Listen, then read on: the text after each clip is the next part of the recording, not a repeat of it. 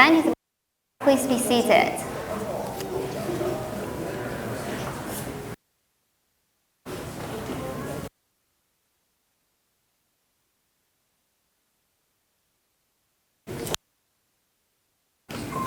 Okay. Dear CGCC friends, welcome to the series Building Brand Trust and Communication Strategy special program today. My name is Sherry Q. I'm the Executive Director at CGCC. CGCC is an independent, non-government, non-partisan chamber of commerce with a mission to create value, generate economic growth, and enhance cooperation between the US and China business communities. CGCC offers a broad range of programs, services, and resources to over 1,000 multinational members across the states. At today's event, you will learn the key findings of the 2022 Annual Business Survey on Chinese enterprises operating in the States. And we are so honored to be joined by a group of prominent experts. They will share the unique insights and experience during the panel discussion. So, without further ado, please join me in welcoming the Chairman of CGCC, President and CEO of Bank of China USA, Mr. Hu Wei, for opening remarks. Let's give Chairman Hu a warm welcome. Thank you. Thank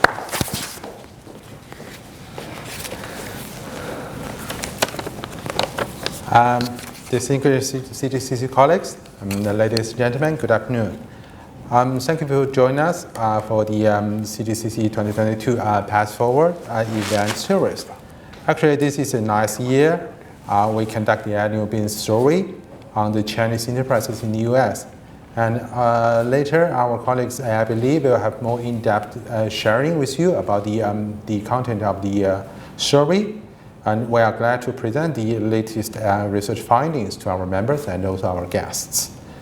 Actually, among many of the other observations from the 2022 survey, I'd like to talk a little bit about the brand and trust to echo our topics today. Actually, we believe the brand and trust is really a cross-cutting theme that is quite relevant to the business environment we are all in here. Brands define the business licenses to compete, lead, and strive in the market. Resonating brand and lasting trust are the strongest insurance against competitive disruptions, the antidote to consumer indifferences, and best paths to continuous growth. So this is exceptionally true for our Chinese enterprises going global, especially based here in the US in the past decades. The latest Top 50 Chinese Global Brand Builders 2022 results by Google and Kantar identifies a positive increase in the Chinese brand overseas brand power score, which signals that the Chinese brands continue to gain global recognition, building strong brands that deliver sustainable profitability. Also, among the list of the most valuable brands worldwide in 2022 by Statista Research, 11 out of 25 are from China. Again, that's really a recognition of the Chinese brand globally. But unfortunately, we see although the opportunities and potentials are great, challenges cannot be neglected here in the US.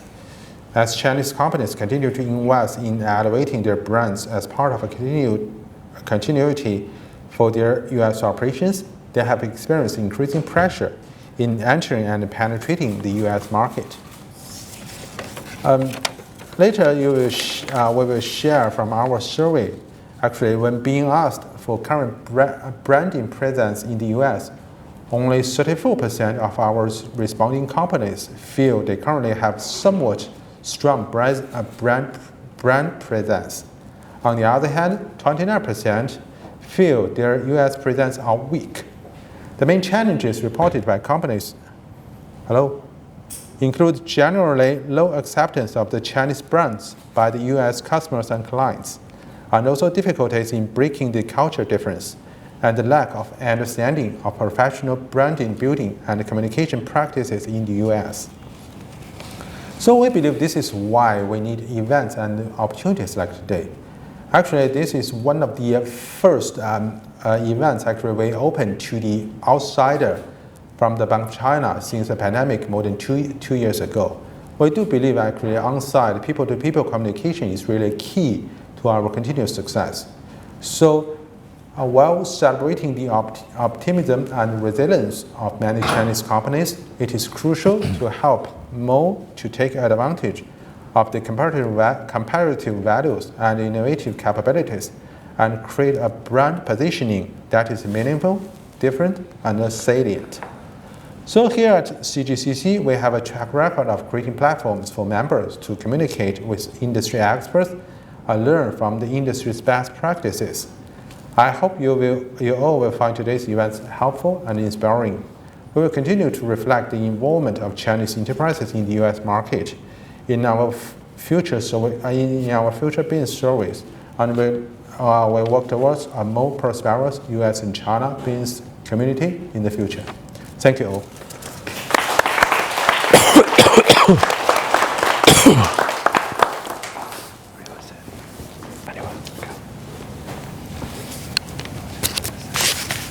Thank you, Chairman. Now I'd like to invite Abby, Director of Corporate Communication and Research at CGCC, to present the key trends from the 2022 survey report. Let's welcome Abby.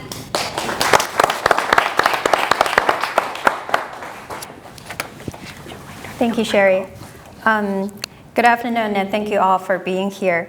My name is Abby.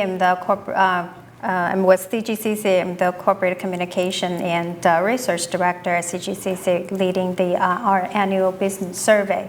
And I'm glad that to have the privilege today to update you the key findings from our survey report this year. Well, some of you were with us in DC when we launched the report, so I will be brief, as brief as I can in terms of the introduction of the project and some general observation about this year, and try to shift our focus onto this topic, brand and trust. So still, I hope this is helpful for you to grasp the key trends from our survey while understanding more of the details of how Chinese companies in the U.S. manage issues with brand and trust. So as one of the most comprehensive research projects focusing on existing Chinese companies in the U.S., our survey helps to timely update Chinese business developments and reflect the issues that we encountered in the previous year.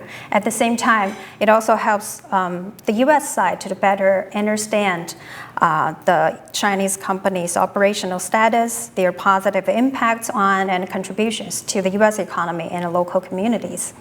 So we have been conducting this annual research since 2014. This is the 9th consecutive year that we share the results with you.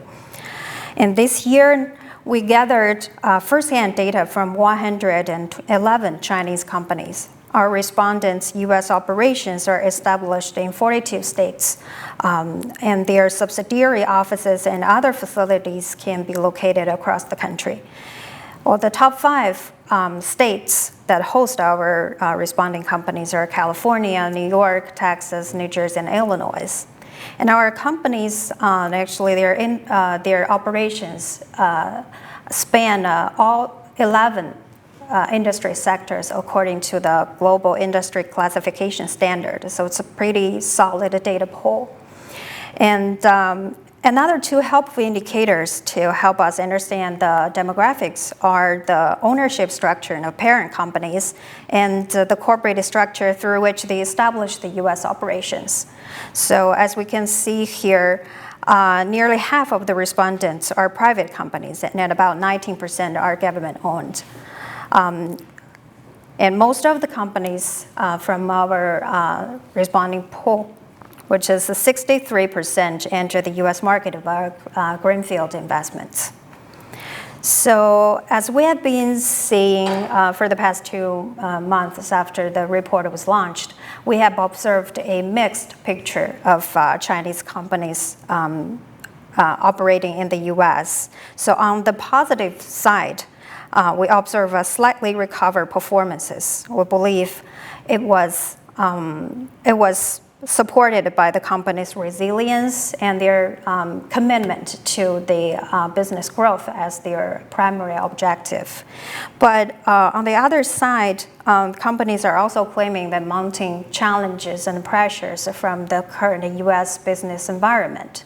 So, and it's also changing fast and increasingly contested, especially in the 2021. And the recovered performance was reflected at first on their revenue and profitability of the companies. Actually, 54% of our responding companies reported an increased revenue last year. That number was only 20% from our previous research, so it's a significant increase. Actually, it has bounced back to the pre-pandemic level and even close to our results from 2017 and 18. And along with the revenue, the company's EBIT margin, which indicates their profitability level, also restored to the 2020 level. And from the new investment perspective, it's worth noticing that 24% of the respondents made new investments in the U.S. in 2021. That number actually doubled our results from previous survey. The majority of the new investments were made in sectors like energy, IT, financial sectors, indicating that the market is expanding in those industries. And the results also aligned with our results that Chinese companies tend to invest in digital transformation during the pandemic years. We also observed that a clear bouncing back in terms of the assessment of companies' confidence or satisfaction level with the U.S. business investment environment. So shown in this figure, 29% of responding companies claimed a moderate or substantial improvement in their local business climate. And that number, you can see, was only 6% from our previous survey. Well, those are the good news. But the challenges, the other part of the mixed pictures we've talked about are the challenges, like the complicated status of the U.S.-China relations and the instability of the U.S. as well as the global economy. So while the uncertainties posed great challenges to the companies in almost every aspect of their business operations, like responding to the inflation that they have had difficulties retaining and recruiting talents, they have higher compliance costs. And as we are talking about today, the generally lower acceptance of the Chinese brand and products and services in the U.S. markets. Those are the challenges. And they triggered tremendous pressures for our companies. And one trend that I think it's worth noticing is that the company's Chinese headquarters or the parent company's commitment to the U.S. market seem to be wavering or shaking. It has been a while, but it's the first time that it really reflected on our data. So as you can see, there are 74% of respondents claims that they have reinvested the majority of their U.S. Profits back to their local business again. But that number was 90% in last year and 80% in our 2020 results. So it's at a historical low. And when we look at the revenue contribution of the responding companies' U.S. operations to their parent companies, we can see 71% of the companies counted less than 10% of their parent company's annual revenue, global revenue. That's the highest number that we have since 2018. So that's one emerging trends that we observed from this year's survey. And as well as their expectations for the U.S.-China relations are not getting better, I'm afraid. As we can see, nearly half of the surveyed companies forecast a worse U.S.-China bilateral relations than the year prior. It was only 25% from our previous survey results. And only 10% of them expect improvements, actually, and similar situations for the trade and economic relations. So looking at this mixed picture, it's not difficult to identify the cautious optimism from our respondents. And looking forward, a slightly larger number of companies compared to the year prior expect higher revenues over the next 2 years.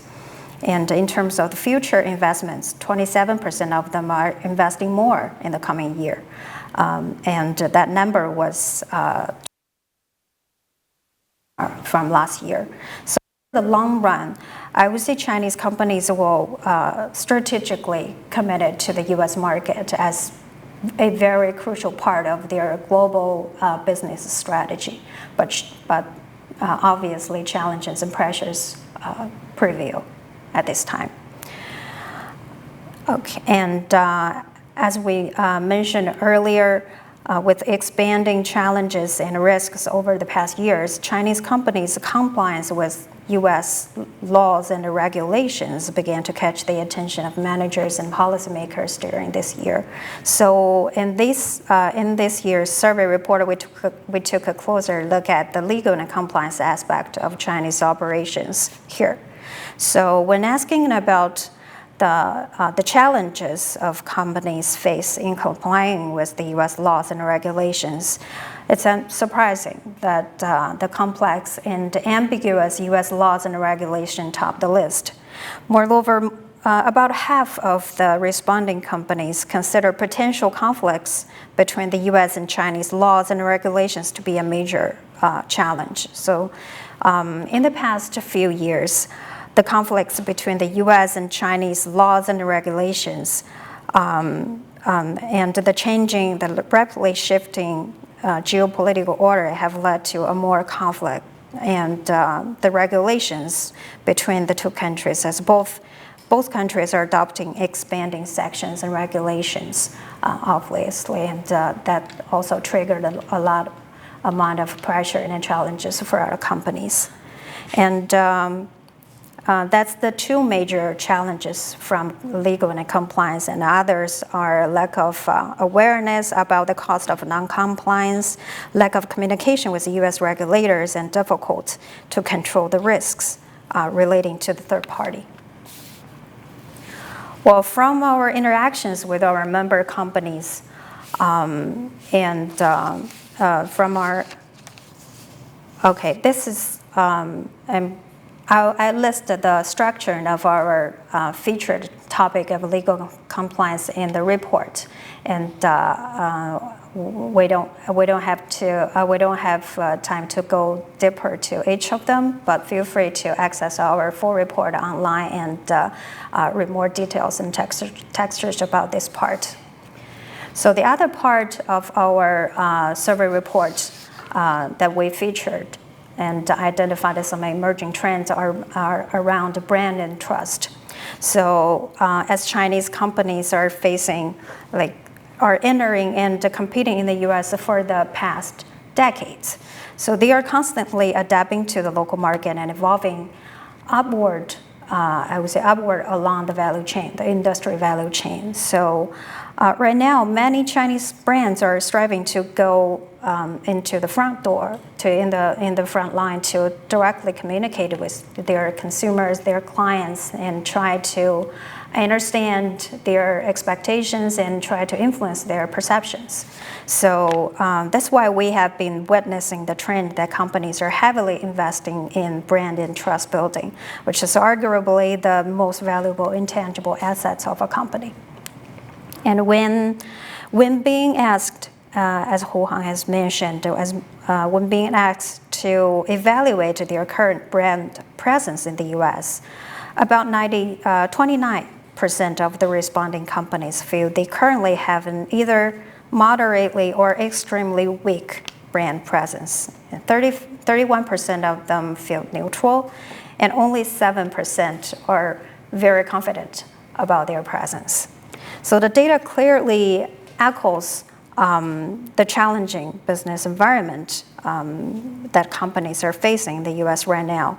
And considering the foreign nature of Chinese companies here, it's especially important that business leaders and our entrepreneurs be highly motivated in boosting those brand images and reputations in the market to better compete and thrive here. And for those are establishing and maintaining a US brand presence, the top reasons or weakens the objectives are to form an integral part of the company's global strategy, to expand their current customer base, to develop relationships with their suppliers, partners, investors, and build relationship, build reputation and brand trust in the US. So from our interactions with the member companies, we actually feel that they are quite hesitating and confused about their approaches in terms of brand and trust building, especially from what angles to break into those practices. So especially because of the challenges in the US are obvious and increasing. So when we ask about the main challenges in brand and marketing in the US for the companies, those are the results that we have. So for low trust in Chinese brands by customers in the US market and the prevailing anti-China sentiments in the US public discourse, those two are interconnected, and especially under the current circumstances. The recent Pew Institute research results revealed that about 84% of Americans hold a negative opinion about China and Chinese brands. So that's huge, and it's super challenging for our companies trying to set up to establish and maintain a brand trust and a brand image in the US. And then comes to the cultural differences and their lack of understanding of the professional brand building practices in the US. So breaking the cultural differences, like try to tell their brand story in ways that the US market can understand and accept, those are challenging for companies. And obviously the common practice of corporate communication, of marketing and branding here in the US are quite different from what we do in China. So, and then the last one is the potential conflicts between the US market and their headquarters brand and marketing guidance. Well, because of the low acceptance, sometimes the Chinese companies are hiding their Chinese backgrounds and DNA from their markets, try to be more competitive and gain more trust in the US, but that's not always aligned with their headquarters guidance. So that's the potential risks and conflicts there. So that also brings us to the decision-making process of the brand and marketing strategies. From our data results, headquarters in China exert heavy influence when in terms of the brand and marketing strategies, with 54% of surveyed companies indicating that they have a very large amount of influence or sometimes being the sole decision maker.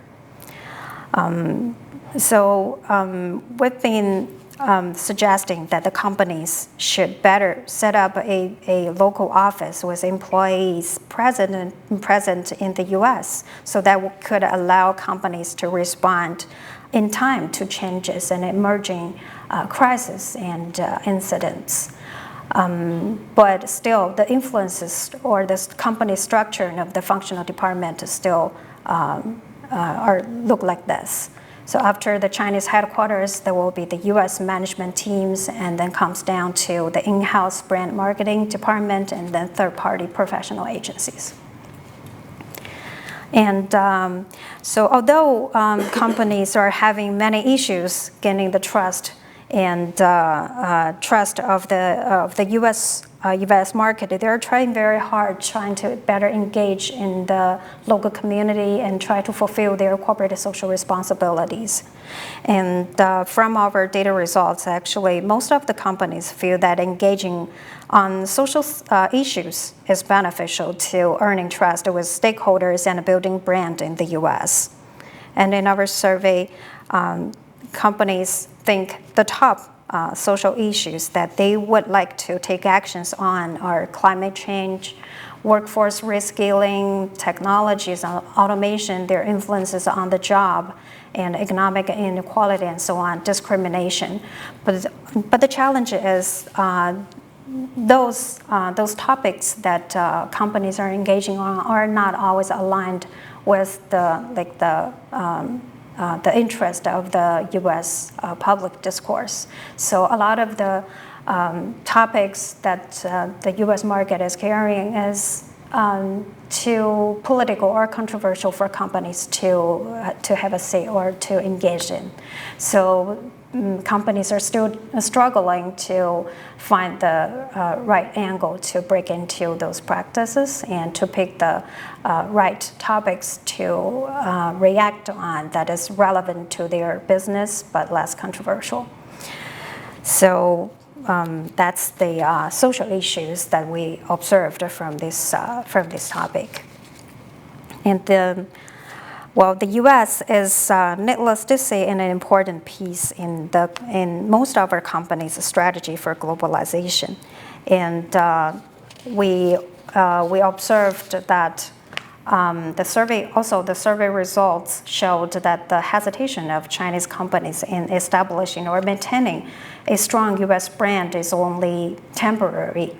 So when we look at the 2022, they are not acting much on this. But as the time horizon goes from 2022 to the short term, and then to the long term, many companies will take up the importance of corporate branding to their U.S. business strategies along the spectrum. So that's the brief introduction of our 2022 survey. And thank you very much for your time and for your listening. And we will have a wonderful panel and shedding light on our brand and trust issues. So we'll look forward very much to their insights. And please continue to support our annual business research. And all of our information are accessible online. And we'll look forward very much to your comments. Thank you.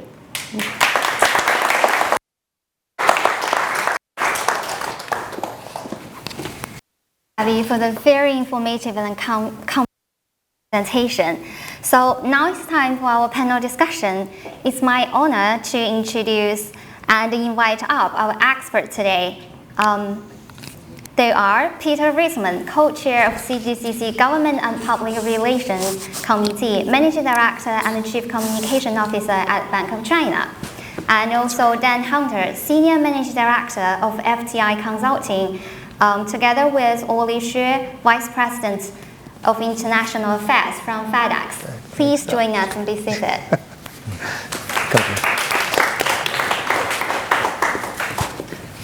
You look like that. Yeah, that's an easier name. Huh? Easier name.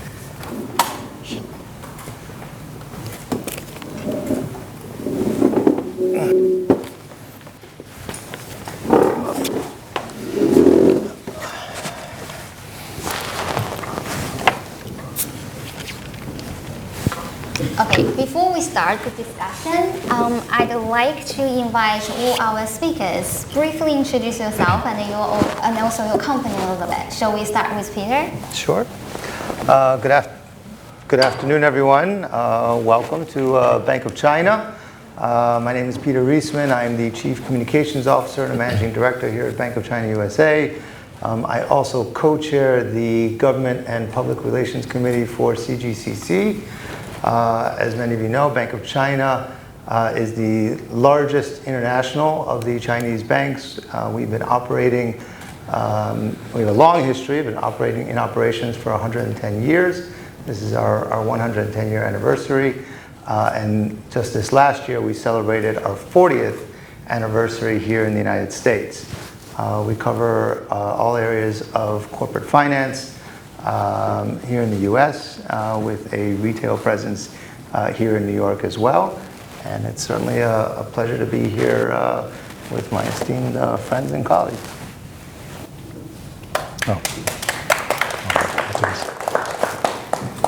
Good evening. Hi, I am Wally Hsu. I am Vice President for International Affairs for Fedex. I originally started my career. We're a new member of CGCC. We're glad to be a member now. And thank you very much for the opportunity to participate and be part of this great organization. Previously, I spent more than 25 years on Capitol Hill, working on building trust branding, especially with Congress in terms of trying to find ways, and also on government policy, trying to find ways to kind of expand and broaden, build coalitions, and really expand interest in relations to China. Everyone knows FedEx. You know, obviously, you see our trucks everywhere. We did start off as a small company almost 50 years ago, and just with a few planes and just a general concept of delivering packages. Now we are over 600,000 employees in 220 countries and territories. We continue to grow. We always look for opportunities to be part of new communities. Part of what we do in our overall mission is to focus on our employees. Our employees are the most important people that are out there. We don't do anything without our employees. And we really see ourselves as a data company. Obviously, we do transportation and logistics, but the information about the product is more important than the product itself. So we're always trying to deliver more and better things for our customers, and also for our employees, because ultimately they will be able to provide the best service and the best brand for our company as moving forward. So I'm happy to talk about that a little bit more later. Hey, I'm Dan Hunter. I'm English and not American, as you could probably tell by the accent. It's a pleasure to be with you all here today. I've spent most of my life doing Peter's job. I've worked for several of the world's largest banks as head of media relations or head of communications, helping them present themselves to their consumers, to their clients, to their regulators, etc. So I know Peter's job from his side of the table. What I do now is I work for a company called FTI Consulting. We're about 8,000 employees at FTI. We're a management consultancy like McKinsey or Bain. We're S&P listed. We do many things, but within my practice area, we do communications. We advise asset management firms, banks, crypto, currency, blockchain firms, a huge spectrum of companies. Also consumer, retail, industrial, healthcare. We do all industry groups and how they should be communicating and representing themselves to the market. That's me. Pleasure to be here. Awesome. So, okay, you ready to go on? Yeah, thank you. Okay. So, one of the focus of this year's survey report is that the Chinese companies continue the investment in elevating their brand image and earning trust in the local market. So my first question actually goes to Dan. Can you help us to define the brand presence, and what are some of the key measurements or metrics?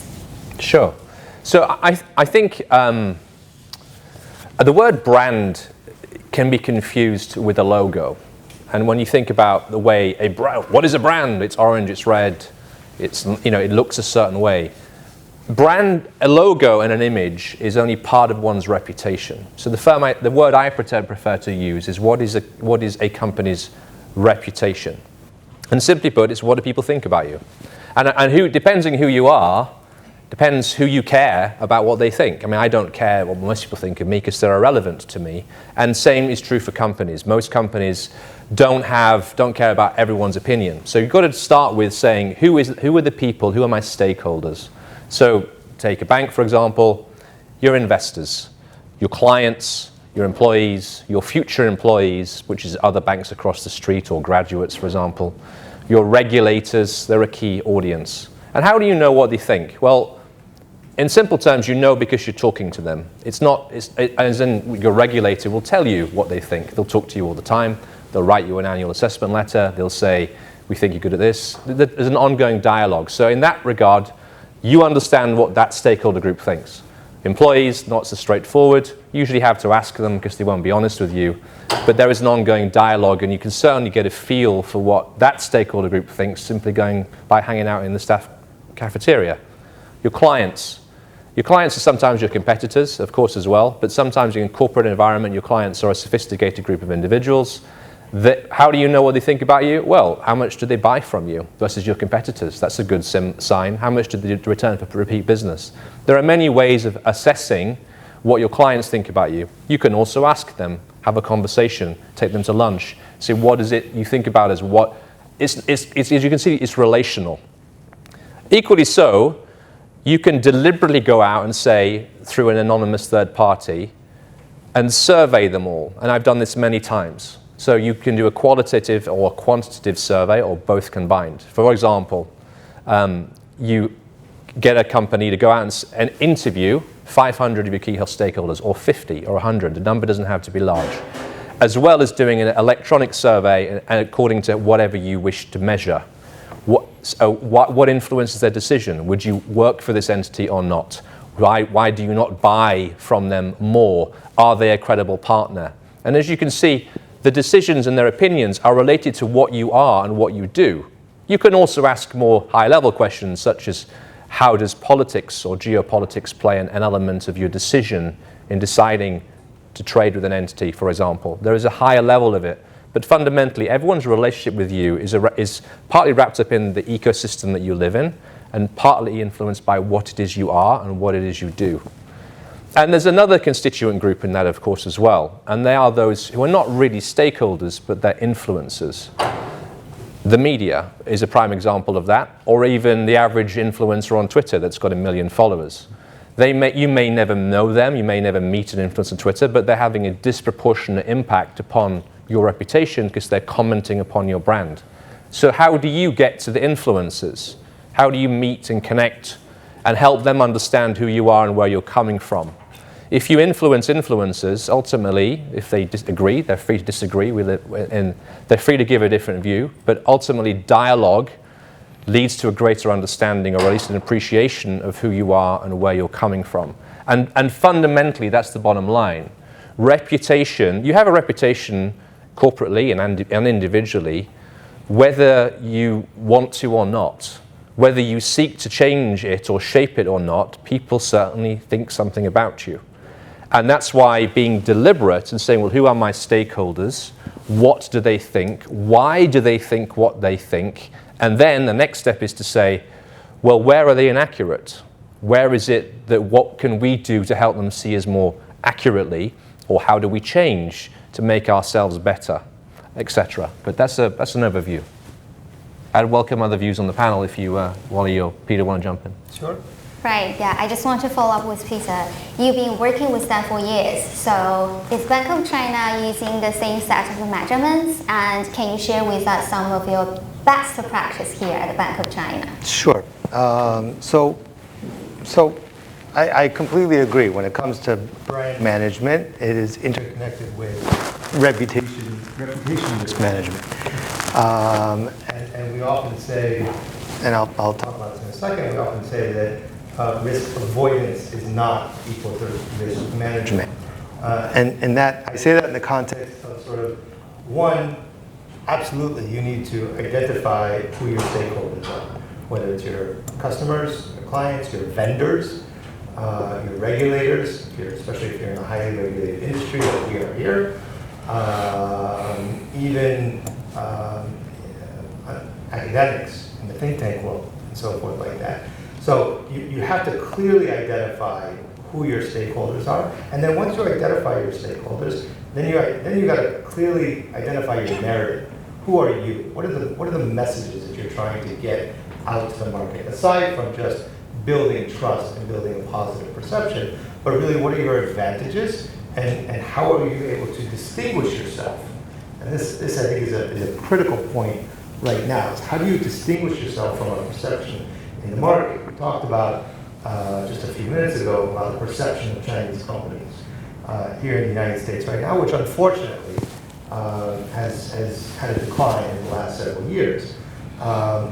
What we do, it is not our job per se to change the perception of all Chinese companies or even influence from a U.S.-China relations standpoint. What our job is to do is to distinguish ourselves and say, what are we doing to influence and to be a positive factor in the market?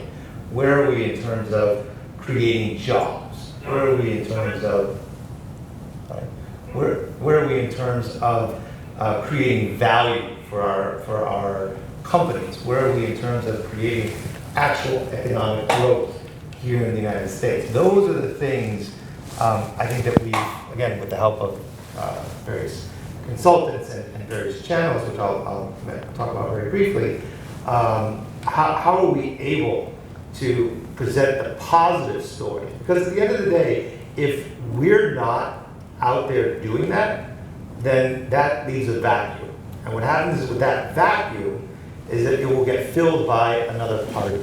And that other party, at the end of the day, for better or oftentimes actually worse, because of the media and social media cycle that we live in, just 24/7, unfortunately, that oftentimes can be filled by negative news, by negative stories, by misinformation out there. So, what we've tried to do is when we do have a good story, when we do have a good cooperation, a good project that has impacted a local community or on a national basis, so you have to get out there and say it. You have to get out there and tell it. It doesn't matter if it's using what we did in terms of best practices. What we did several years ago is we took a much more proactive approach. Many companies sometimes they'll take a more of a reactive approach. Even sometimes worst case is more of a crisis management approach. I don't want to get to a crisis, and I don't want to be reactive to the market. I want to be proactive in the market and getting my name, my brand out there and those good stories. So what we did, if you take a look, we have a website called www.bocusa.com. Love marketing, of course. But you take a look at bocusa.com, we took a completely different approach to modernize it, bring it up to today's look and feel, and really put out information there that would be valuable for anybody, any one of our stakeholders. Doesn't matter if it's from a regulator, from a customer, from a vendor, because those stakeholders at some point are going to do due diligence on your company as they evaluate whether or not they want to work with you or whether or not they want to expand their business with you. And it's an easy tool. Website is easy. I wish it were, I wish it were easy, but it was a long project. But we took a completely reconstruction of the website to really put out proper messaging. We also launched this last year a LinkedIn site. LinkedIn is easy. It's something that really gets your voice out to the business community, and it's a narrative, if you will, that you also have more control over. You can also put the stories out there that really you want the public to hear, and then you can share it. We started with maybe 50 followers, and now we're up to thousands of followers, and that's great. But that's how you slowly continue to build your brand and build your opportunities in the market. Again, there's earned media and non-earned media as well. Put out certain articles, talk to reporters, get out there, be proactive. So I think that's, I'll just summarize really from our perspective here at Bank of China. We have really for the last 40 years, we've been a positive force in the market, and what our goal has been for the last several years now has been to really tell that story. Because unfortunately, there are other stories out there just in general, not in relation to us, but in general about Chinese companies. I can't speak enough to it. You have to be much more vocal and proactive in the market. Awesome, thanks, Peter. So, Wally, FedEx is a household name and very successful globally and also in China. So my question for you is, what's the biggest challenge in the past years and how have you been dealing with them? Well, thanks for the question. I think our biggest challenge I think has been COVID. I think the number one issue, everyone thought, oh, your business must be doing so well. Well, we don't transport all our packages on our own planes. We used all the other commercial airlines, the passenger airlines. So basically, when everyone was stuck at home trying to order more products, want packages delivered, we couldn't deliver them because all the other our planes were full and all the other planes were not flying. So that was the biggest challenge we had. Service went down and ultimately our customers suffered. So that was kind of our biggest challenge. It goes back to the way we resolve it goes back to our primary purpose. Obviously we have our overall goal mission, but what we call people, service, profits.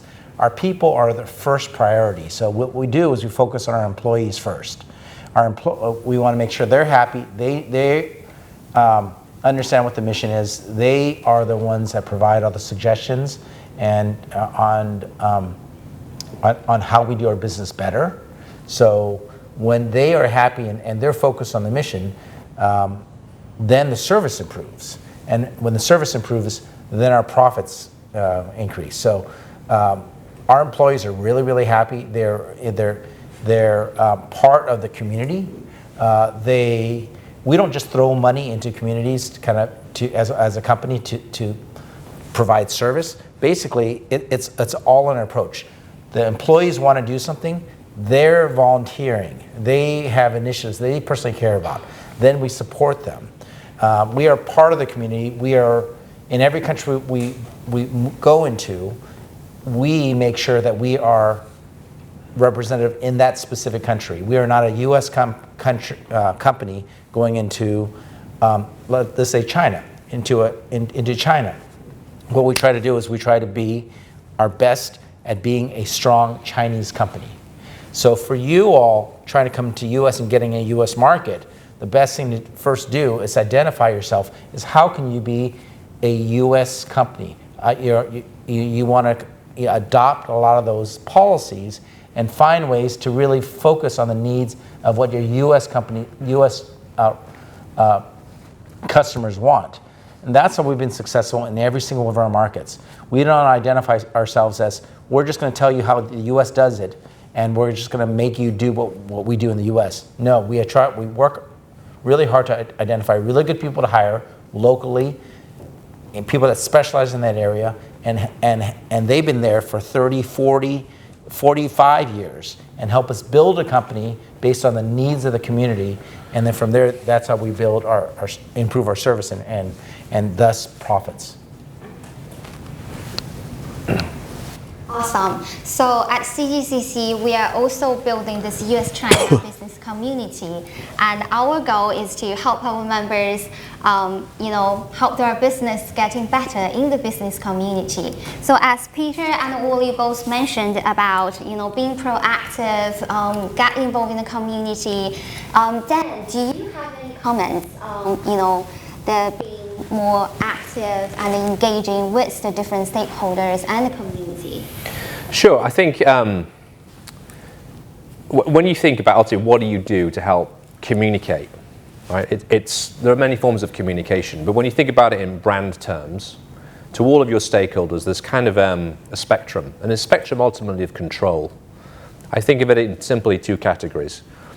The controlled content, or the owned channels, you could say. The channels I can use to put stuff down that I control. For example, Peter just mentioned his website, completely under Bank of China's control. What they put on there, no one changes. You can't comment on it. It's there face to market. It's like a shop window. LinkedIn, same sort of thing. That's a little further down the risk control because you're putting out content that's under your control. People can comment on it. Twitter, you're putting out content under your control, but people will really debate it. So you're losing an element of controllability. But when you think about content you control, obviously it's conferences, it's events, it's articles you write and submit, it's things you put out like videos or etc. There's an awful lot you can do But the trick is this. There's no point in creating content that no one's going to watch or read or listen to. It's like a podcast. You can create a great podcast that serves your purposes, but unless it's engaging and timely and it actually reaches your end audience, you're wasting your time. So you have to create good content that people will engage with, and that comes back to what Wally was saying. You've got to engage within the culture and the country and the ecosystem or consciousness of the news cycle that you already exist in. So owned channels have to be engaging. The other end of the spectrum where there's less control is earned. And that is effectively making yourself so interesting or having an insight that is so timely that other people talk about you. And did you know that they said this? Did you know that they are doing that? Did you know that that's incredibly innovative? Look at their success. Now, how do you get earned commentary? Other people to influence on your behalf? The answer is, again, it's very engaging. It's got to be timely. You've got to have the right relationships. It's like talking to the media. The media will only write about you if you've got something really interesting to say, because 20 people pitched the journalist today on a story, and if you get it written, that means you were the top of the 20. It's a competition, and that is why there is less control, but it has much more authority, because you are not the one praising yourself. You're not the one producing your own content. And effectively, therefore, all communication programs ultimately start with this. They start with your controlled content or your owned channels, and ultimately they move towards other people commenting on your behalf, and that's a different strategy, but effectively that's the approach. Awesome, thanks. So Peter and Wally, do you have any more examples can share with us, or any specific suggestions that can help our member companies to improve their presence? Yeah, I mean, I think what Dan says is spot on, as always. he's been a good advisor for many years. But again, there are these different channels, but I'll go a step further. And really, and I spoke to this, your employees are oftentimes your best representatives. If you're engaged well with your employees and their success ends up becoming your success as well. We did a section on our website, and I hate to go back to the website again, but a section on our website called Employee Spotlight, in sort of an interview process of sort of their background and their time, their experience here at Bank of China. Again, more controlled narrative and so forth. But again, it's something that you can get out there and really show to represent yourself. Now, we at Bank of China here. Our staff is roughly 90% local hire. And I think that's critical. I think it's very important that we really localize our staff, which helps in many, many ways. And I say this both as your representatives, but I also say in the context of even the representatives that you may use, say, in terms of advertising. I may say something that's a little controversial, but I really don't think so personally. I've worked with China and lived in China for 7 years. I worked with China for 30 some odd years. And so I've seen American companies really embed themselves in the Chinese culture and really hire local staff. And even when you see marketing on TV, and I'm sure Fedex does the same thing, you'll use local people for your advertisements. Well, the Chinese companies that come here actually, in my opinion, have to do the same. One is when you're advertising, you have to integrate. Your clients are not just Chinese companies. Our clients here actually, 85 to 90% of our clients here are U.S. corporations, U.S. companies, financial institutions, real estate companies. So we want to appeal to them in building that trust. We're not just a Chinese company operating here in the U.S. We're a U.S. company as well. And so as one who's contributing and trying to build that perception, to build that brand, to build that trust within the market, we've really taken a strong approach on localizing our staff, but also being able to speak both publicly and privately at a local level. So I think, having that local touch, having that local understanding, even when it comes to consulting firms. I saw on the chart there, on the light bulb and so forth, the third-party agencies, should be sort of on the bottom of the totem pole. When you're a foreign company, it doesn't matter if you're Chinese, you're German, you're Italian, wherever you're from, you really depend on understanding the local market. We've worked with consulting companies that are able to help us and guide us in terms of our not only just our day-to-day work, but also how do we communicate very well with our various stakeholders? How do we build out our presentations, our marketing, our media, whether it's from a monitoring standpoint or from a response standpoint. Dan and I have worked with each other for many, many years, and really being able to help Bank of China understand the local market and integrate itself and really respond properly. How do we become, as I said, not just become reactive or proactive, but you got to really build a plan and a strategy to go address all of those stakeholders, but you need to do it at a very, very local level. So that's... Yeah, and I want to echo those comments. Look, Fedex we started as a very simple company. We're delivering packages from one place to another.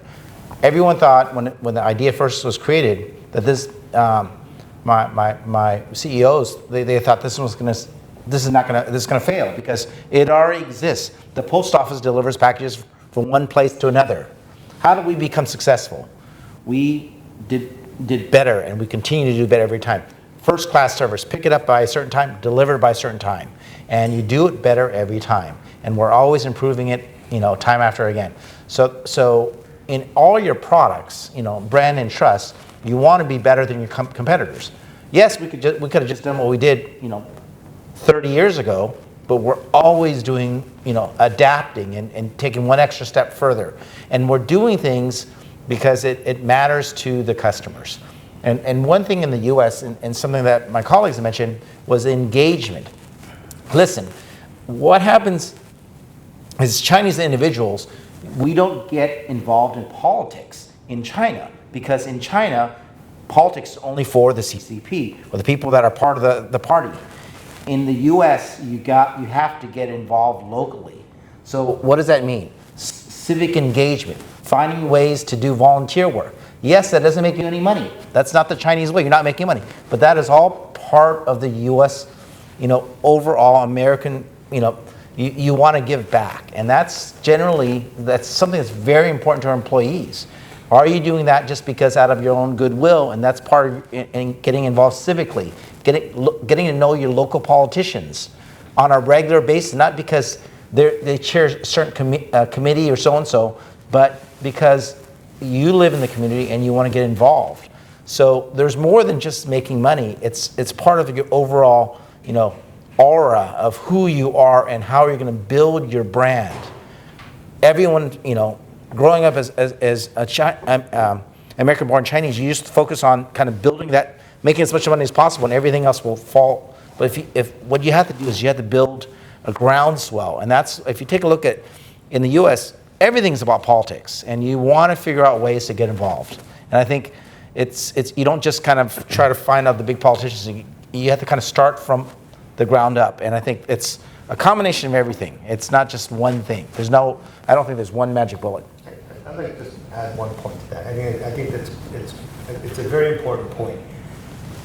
Everybody, I know a lot of people in this room, and I would say everybody in this room knows China, if not very well, pretty well. But I would say, and the problem that you have is we cannot expect our stakeholders, as we identify, and then there's various categories of that.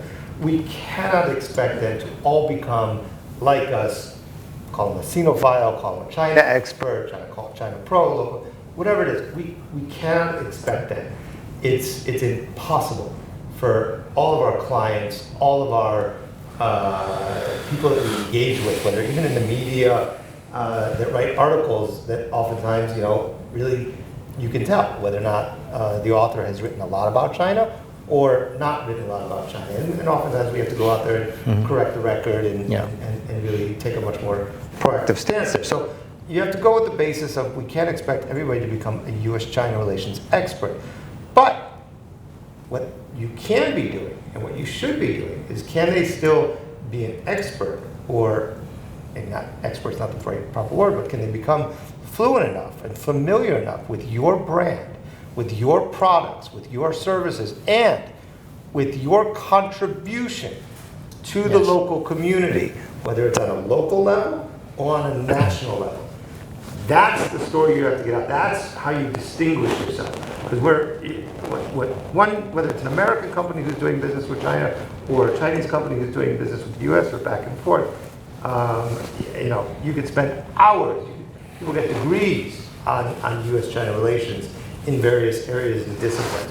But what you should be doing is really educating your stakeholders on your brand, on your transparency, on your products, on your services, and very, very much so, Wally says, is on your contributions to the local communities. I wanted to just add one more thing that's very relevant is Taiwan. Everyone wonders, how does Taiwan now become such a, the darling child? They always spent time on government relations, getting to know people and building their brand of who they are.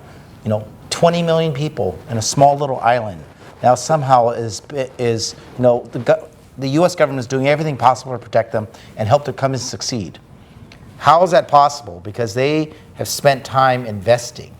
And that's what you're going to have to do, is just figure out ways to start investing in terms of what's important to your stakeholders, the people here locally, and then you kind of go a little bit at a time. I understand there's a lot of geopolitics involved, but you need to build friends. You need to make friends that are going to be there to support you.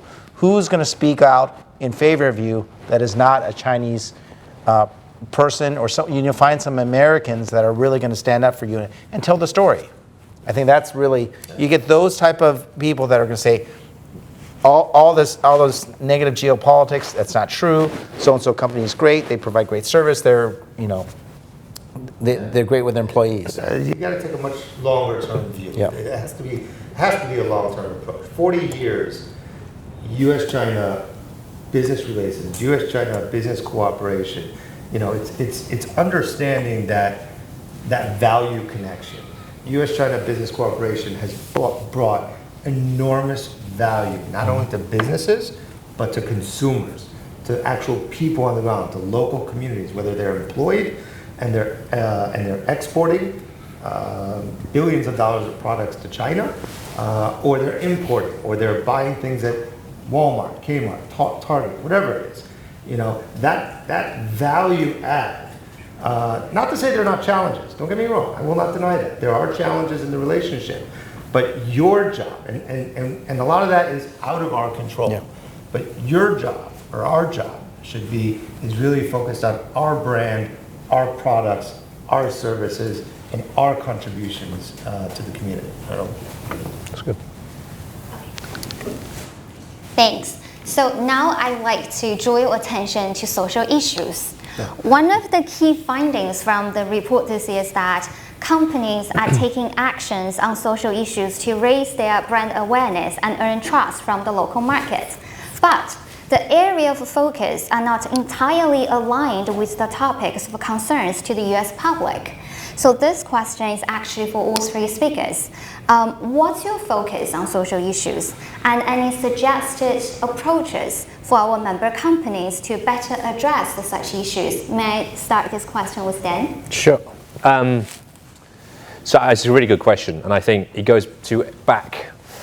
So if you roll the clock back, say, 5 years, it became commonplace for many people in my profession to be advising American CEOs to politicize themselves, or rather take a stance on a social issue, but it's generally associated in America with a political party. And what you've seen over the last 5 years is CEOs becoming very clearly identified with what Americans would call a conservative or a liberal agenda, mostly the liberal agenda. As a result, their brands, if you have gone red or blue, effectively. Now, I don't really think that's necessarily a good idea. I think ultimately most companies, you can take a stand on a social issue without being political. There are many issues that are right and wrong that you must take stances on, but you do it in a wise way. You don't do it in an extreme way. And as a result, I think many companies now, you see consumers moving away from them because I'm not going to buy your goods because you don't represent the party or my beliefs or my stances. That's not necessarily good, and it leads to the polarization of society and business. So there should be engagement, but it should be wise and thoughtful. And when it comes to what engagement should you do, how do you engage in the community, what stances, what public statements do you make, what policies do you put in place? Bottom line is it's got to be relevant to who you are. So every company has different geographical footprints in America. The issues in those different states will be different. They produce certain kind of goods. They have certain types of employees. They have workers in different kind of demographics. What you do has to be relevant to who you are. There is no right answer except why are you doing it? And I think you guys will probably pick up on that point given you're in-house. Yeah, I think for us, I think one of the big topics that we've taken, whenever we take on issues, we're usually the first ones to go out there. For example, climate change. We don't take a political position on climate change. We just felt that we were willing to sacrifice our profits to move in the direction of being carbon net zero by 2040. And that's obviously easy with trucks and our packages and things like that. The challenge that we had was carbon capture for aviation fuels. That does not exist. It's because you're polluting out in the sky. How are you able to deal with that issue? So what we did was we partnered with Yale University, provided funding to do the research because no one else was doing it, is to try to figure out how do you capture carbon on aviation fuels, because that wasn't there. Again, we did something, it costs us a lot, it's going to cost a lot of money, but it's a responsible thing to do. It's not a Republican or Democrat thing to do. It's something that we felt if we take the lead, everyone else is going to follow. So now, as someone has to always get out there, and sometimes it's a tough thing to do, but you're never going to succeed unless you're willing to take a chance. And this may not be successful. We really sure hope it's going to be because we're committed to it. So that's what we're doing on climate change. So, being in the financial industry and on Wall Street, the buzzword, if you will, for the last recent year or two is of course ESG. Everybody's talking about ESG, environmental, social, and governance. So, from our banking perspective, whether it's being in line with requirements coming from the regulators, whether it's sometimes requirements by your other stakeholders, by your clients, or by your partners, we certainly we have taken a much stronger stance in creating an ESG working group and an ESG strategy, and a lot of that is also led by our head office back in Beijing, which also is of course, China's taken a massive lead on doing a lot of areas in terms of financing and green finance and green bonds and so forth. So I think China has continued to be a leader in that, and Bank of China follows in that as well. But I think in addition to that, I agree. I think that the polarization in the politics on certain issues, particularly here in the United States, can be very challenging and I think dangerous to a brand, depending on what stake that you're taking in. So, in my opinion, we've taken an approach where we focus on the areas that we are much more experts in. So, say for example, financial literacy. So we've taken a much more stronger approach in contributing not only capital or donations and sponsorships to organizations that focus on financial literacy, but we also have our staff has been extremely proactive when we call out for volunteers to help with various financial literacy programs that we're involved with. Because of course we're a bank, we're very well equipped, we're very well experienced in this, and being able to go out to the local community, there's organizations like Jumpstart, like Sensibility.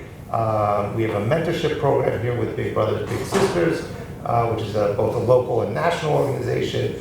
We really try to focus on areas that is good, from our core in our business, but then we've also taken on additional topics, certainly during COVID, giving back to the community in terms of PPE, making certain contributions to various hospitals. So, some of those timely issues, you certainly want to, historically, when there was a natural disaster, it was out in Texas, we contributed money to those issues. And I think those are all important. But I think, again, staying away from the politics and really focusing on your stakeholders and what's of interest to them, what's of interest to your clients. There are projects oftentimes that a client or a vendor may come and say, hey, do you want to be a part of this? We're raising money for cancer, we're raising money for this, we're a marathon or something like that. And I think those are good, obvious projects that your company can and should get involved with. And then once you do it, it's not just about putting up a logo. It's about, like I said, with the mentor program, it's about also your engagement with your employees. It's allowing them the opportunity, and I get calls oftentimes from our employees like, oh wow, we're doing this in this area. I'm involved with this foundation. Yeah. I'm involved with this organization. Would Bank of China be interested in making a contribution or sponsorship or volunteer program? We did that recently this year with an organization called the Family Center. That was an idea that came straight from one of our employees, and we said, wow, it's a great organization. It's doing great for the community. Sure, let's get involved. And I think that's important for the community, but it's also important for your employees and so forth. I just want to add something real quick. On that point, I completely agree.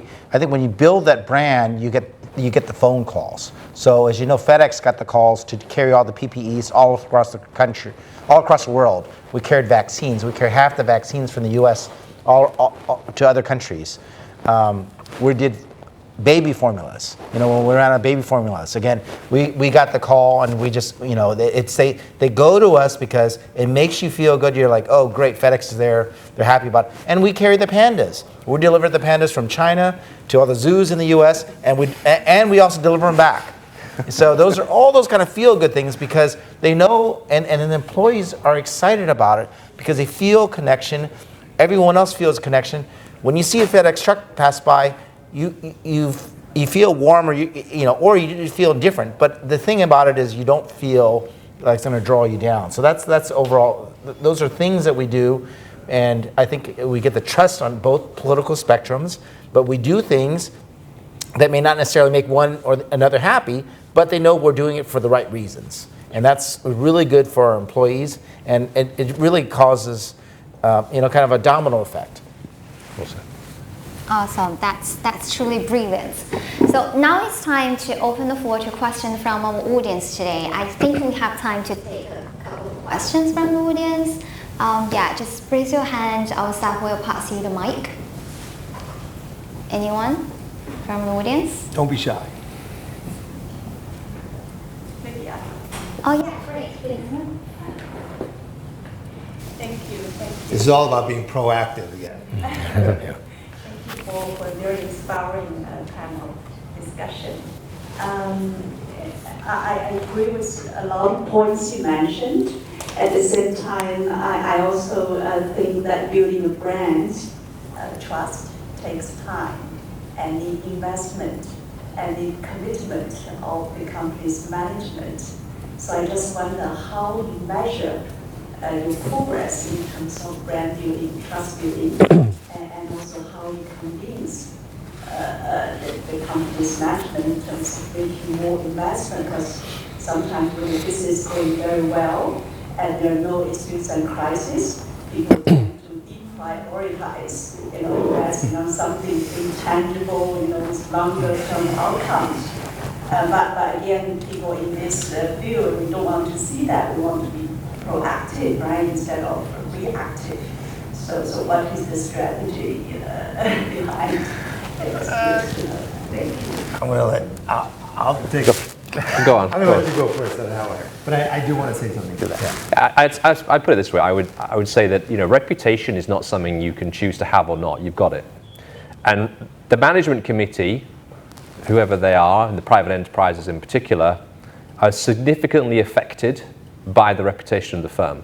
If they have a bad reputation, they're going to earn less money, revenue, they're going to have higher costs, and they're going to make less profit individually, and their future career prospects are detrimental. They're not as good as they could be. Crises and issues, they destroy reputations of firms, they destroy companies, and ultimately they get the management committee fired. So it's not like there's an option. It's only a question of spectrum. It does actually take it takes a vision. For a manager or a CEO or a board who doesn't lean in on reputation, it requires a bit of bravery and vision to say, okay, this is a risk. I've got legal risk, I've got credit risk, I've got operational risk, I've also got reputational risk. Yeah. I'm managing legal, operational, and credit, but I'm not managing my reputational risk. Okay, I'm going to be brave and I'm going to start engaging with that risk. Yeah. And those managers will always be rewarded for that evolution. Yeah, I wanted to echo that because I think that our company's always built on risk. If you don't take the risk, you never win. You're going to have a lot of times you're going to fail, but when you win, you'll get rewarded. And I think that's really, really important. You take a look at, we're a U.S. company. You see all these U.S. companies pulling out of China. They're getting all these, all this pressure. We get pressure too, but we go all in. And basically, the people the naysayers, they understand because they say, well, you're actually taking a risk. It's important. You want to continue to engage. We respect that, even though they'll go after other companies because they're not taking, they're backing down. But because we take the risk, and we think this is it's still continuing to be an important market, we want to continue to engage. People aren't going after FedEx for being engaged with one country or another country. We do the right thing. Like I said, we were the first ones to pull out of Russia because that was the right thing to do. Then everyone else kind of followed us. So now we're, obviously we're leading these efforts to help Ukraine, and everyone's trying to help it there. But you have to just take the risk. Sometimes, we have a lot of failures too. But, you continue to engage. You don't give up. You know where the opportunities are. And it leads from your management and your CEO that really believe in it. They push me all the time. It's like, how come, what other opportunities are we not taking advantage of? So that's something that is, if you have I echo the comments of my colleagues is you have to have a strong CEO and a board that's willing to make those efforts. Sacrifice the profits, take the risk, and you're going to reap the rewards. That's right. So I think I consider myself extraordinarily lucky. I joined the bank almost 5 years ago. And I previously I'd never worked for a Chinese company, certainly Bank of China being the fourth largest bank in the world, but still the most international of the Chinese banks. We have a representation we're represented in 62 countries with 550 branches all over the world. Now, you can't get to that level without having management, both at the head office and at the local level, really have that inspiration or that dedication to expand to that level. And so I certainly, when I walked into Bank of China almost 5 years ago, that was the support that I needed to be able to do what I felt was necessary in building our brand, whether it was bringing on the proper consulting company, whether it was getting the proper budgets and so forth like that. But it's an ongoing process, where you're going to spend X amount this year, and being able to show those results to my boss, sitting to the left of me here. But it's hard. It's hard, in some companies, it's very easy to measure your success. If you're Nike, if you're a consumer company, I'm selling X amount of tennis shoes or basketball shoes every year, and how am I increasing my demographics and so forth like that, and sales. In what we do, it's not always the best quantitative analysis can't be always done, but on a qualitative basis, it can be done, and sometimes it's a mixture of both. So I think you do have to have, A, you have to have vision, B, you have to have the backing of executive management, and that takes really, the person who's in that job to convince management and to, have management as a partner in really being able to say, hey, we should be doing X, we should be doing Y, we should be doing Z. And you know what? Again, if we're not doing it, you go back to what I first started with. Risk avoidance is not risk management. So you need to be an active player. These days, in today's day and age, in a 24/7 media and social media atmosphere, and as competition and markets and volatility and everything that's going on, when you combine all those factors, if you want to succeed, okay, it is that person's job, whether they're the chief marketing officer, the chief communications officer, whatever position they're in terms of building your brand, it is that person's job to come up with a strategy and to go back to management and say, this is what we need and this is what we should do. And as you build that, as you build that internally and you can show those results, then I think management will get even further and further behind you.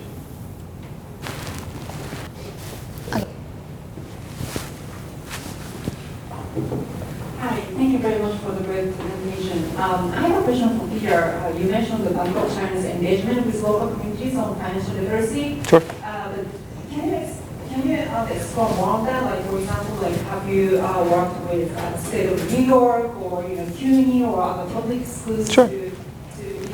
So Kind there's a couple of organizations that we've worked with. I think I alluded to them just now.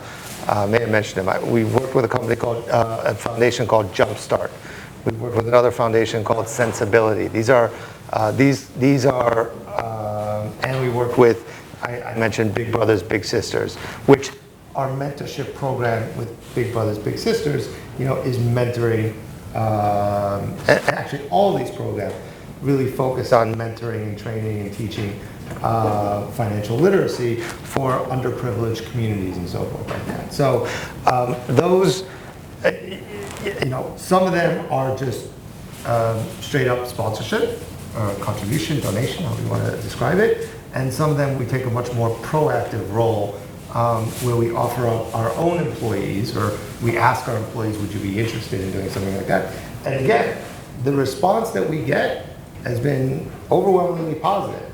And so I think, and financial literacy for us, again, because we're a bank, it fits well within our core strategy of giving back to the community. So I think there's tons of organizations that are out there. There's so many, and actually you have to. I want to say we're very cautious, because we haven't worked at the university level. We recently, not on financial literacy, we recently sponsored the U.S.-China Business Forum at Columbia University. They hold an annual forum that we for the last couple of years, we've started to get more involved with and so forth.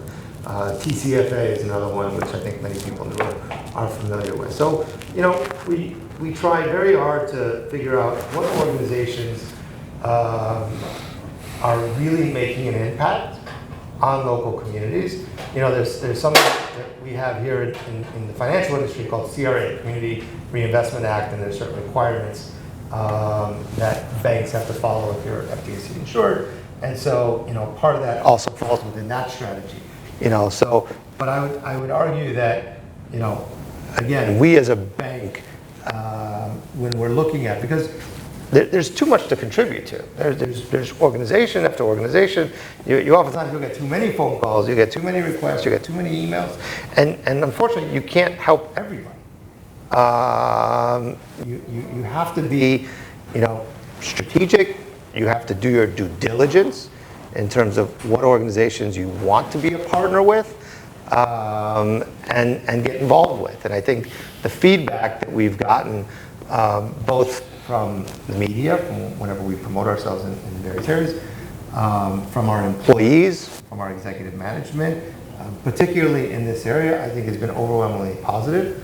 And so that to me is enough. It's not going to be, did you build a new center at some location or something. And these contributions or sponsorships for Chinese companies who are really sort of dipping into giving back to the community, or maybe may not be used to it, I mean, you know, that's fine. You don't have to give, people may think, oh, I got to give $1 million donation to Harvard or $1 million donation to Yale or something like that. You don't have to do that. you can't take small steps into corporate social responsibility. Now, sort of ESG is a new format of that. And take those small steps, see how the feedback is, see how the relationship works out, and then decide if you want to go further. We started with Big Brothers, Big Sisters, I want to say 4 years ago, I think it was 4 years ago. We actually, oh, that's another thing. Some of our employees end up serving on the boards of these organizations, and that's huge. That's great. You know, they volunteer for it. They want to get more involved in it, and I certainly encourage that. We have several employees that serve on the board of these foundations and are able to really make an impact. So it's not always. I'll just say it's not always the dollar amount specifically that matters. It's your engagement with them and it's the impact. It's what's called social impact investing. It's CSR, however you want to define it, but it really is that impact. And the organizations that we work with have really given us great feedback for it. I don't know. Okay, so I will take the advantage as the moderator today and asking one last question to conclude our speaking program today. Can you please give us one sentence takeaway? Shall we start with Dan? No, go end with me. Absolutely, start with Yes. Oh gosh, one sentence takeaway: engagement's not an option. You have to do it. If you don't, you will regret it.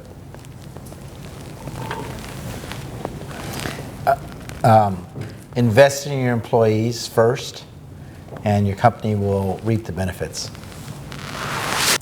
I'm going to go back to my Be proactive. Take a much more proactive and strategic, but proactive and strategic stance when it comes to building your brand and your trust. You can't depend on anybody else but yourselves. Awesome. Thank you so much. Please join me in giving another round of a huge applause to our great speakers today. And also, thanks again for everyone's time and attention. Please stay and join our summer gathering and the reception, which has already been set up right behind you. And wish you all fun afternoon. Thank you.